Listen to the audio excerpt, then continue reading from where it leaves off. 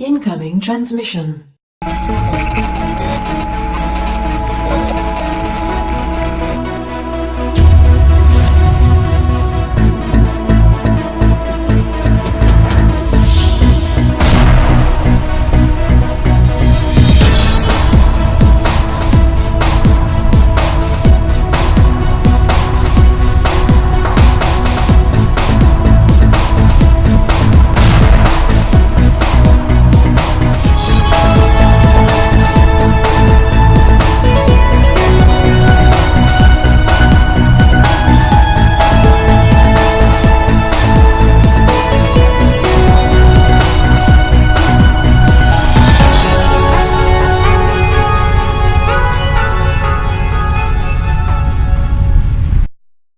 Welcome, Watchers of Illusion, to my Castle of Confusion. It's the 9th of August. I've got a really good Spectrum classic for you. Check this out.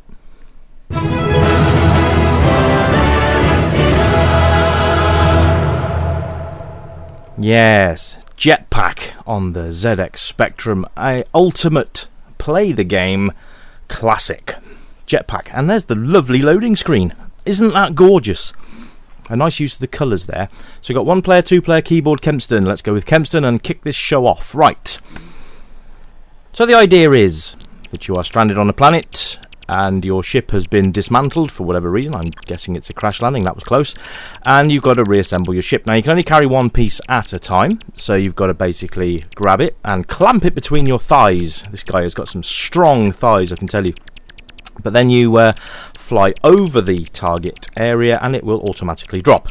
Now, once you've assembled your ship, then you've got to load it up with fuel in exactly the same way. These fuel canisters drop and you pick them up and fly them over your ship. And it automatically drops, which is nice. Some nice coding on this. And look at the use of colour. Isn't that gorgeous? The game screens are all the same throughout the levels, but the enemies change. And there's also a variety of colours for the bad guys. Now, on this one, it looks like we're in the middle of a massive meteor shower. So we've got to load the ship up with fuel, and then we can fly out of here. Now, what happens when you fly off? Well, you run out of fuel and you land again. But thankfully, your ship stays in one piece for a set number of levels. I think it's 4 or 5 different levels. And then you get a new ship design, so you've got to put that together, and so on and so forth. Which I will try and show you, ladies and gentlemen. I will. Because I'm nice to you like that. Anyway, I do apologise for getting the outside noise, by the way. It's warm. It's a lovely cool breeze today, so the studio window is open. So if there's any odd noises like ice cream men or anything like that happen to come round, and if they do at this time of night, they're bananas because it's 7:10. Anyway, you can see here we have new bad guys. They look like little fuzzballs with eyes. I wonder if Star Trek have lost any of their tribbles. Anyway, so you can see that there is a variety of bad guys. There's also these objects that drop, which gives you bonus points. Those look like beans, don't they? There's also gold bars and all sorts of other bits and pieces that drop that you can pick up for bonus points, which is nice. It gets difficult. I have to say, this isn't the easiest of games.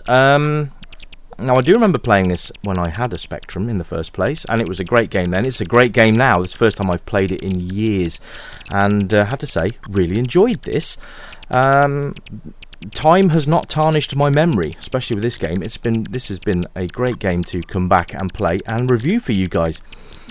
Ultimate did some great games. They did Attic Attack as well, and Cookie, to name just 2 more, and Psst as well, which was another one. Yes, they did a selection of really, really cool little games, actually, and this was one of my favourites from them. And they also did Sabrewulf. Yes, that's the one. Some great games there. Absolute classics. If you haven't played any of them, I really do suggest that you head over to a site and download the ROMs and have a play, because that is, unless you've got a Spectrum, in which case, try and locate the games. Now, Ultimate games I think are rare, so have a look, but be careful of price. You don't want to overprice, you don't want to spend too much and be out of pocket. Now, I just got massacred by a balloon, ladies and gentlemen. Yes, balloons in space. How does that work? I don't know, but it works here. As you can see, the level design does not change, which, okay, we can forgive that because the game is using all of the colour schemes that it can, and I think that's brilliant. You notice that it's dropping fuel on the edge now. Now, a lot of the mobs that you encounter in this game like to hover over that edge, and that becomes somewhat infuriating, and you've got to time that pretty well to be able to fly over it, grab it, and then fly back over to your ship. I always go for the high entry there. It takes a bit longer for the fuel to drop into your ship, but it's a safer route. I've always found that. This was the tactic I used many years ago, and this is the tactic I've used for the review. And some very fluky encounters going on there, but you can see it's just a really simplistic game that works. And this, ladies and gentlemen, is a prime example of why you don't need fancy graphics, and you don't need orchestral soundtracks or anything like that, because there is no soundtrack to this game. It's got the traditional 48k farty noises, and that's all you need. This is great. I love this. Look at the animation when he takes off as well. Little puff of dust. There you go. And I think that may almost death by balloon again, but I think that makes the game really, really good. And also you've got your stream of whatever it is, like laser fire. I always thought they looked like the Ghostbusters laser beams, to be honest with you.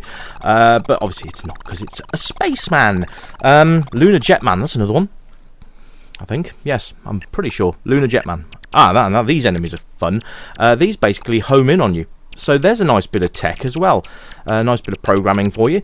But when these enemies detect where you are, they will make a beeline for your location, which makes things great fun in this level. But as you can see, the lasers, and unlike Street Hawk, when you press your laser, you actually fire it, you don't suppress it. Yeah, lesson to be learnt there. Oh dear. Anyway, this is a cracking game, and I think anybody would enjoy it. Now, the two-player aspect is a turn-based game. It is not two players on the screen at once.